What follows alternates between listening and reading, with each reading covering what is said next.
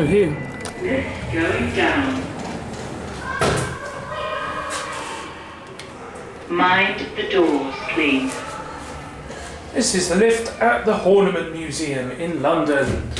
Cotswold Lifts Limited, eh? And it's exactly the same as in Oakland. Very smooth. Can hardly feel it moving on the way down. Capacity 2,000 kgs, 26 persons. I don't think that floor indicator works at all, and the other panel doesn't even have an indicator. Lower ground. Oh, is that all it displays? Let's go back to 1. Mind the doors, please. Back to 1.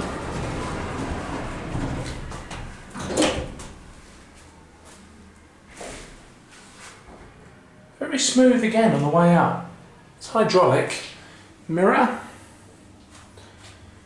Oh, at least the indicator's displaying something, even if it isn't much.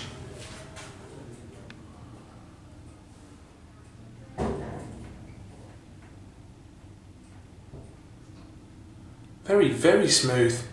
Maybe that's just a sign that it's slow. First floor. Lift going down. Definitely the same style as in Mind Oakland. the doors, please. There it goes. And that's it.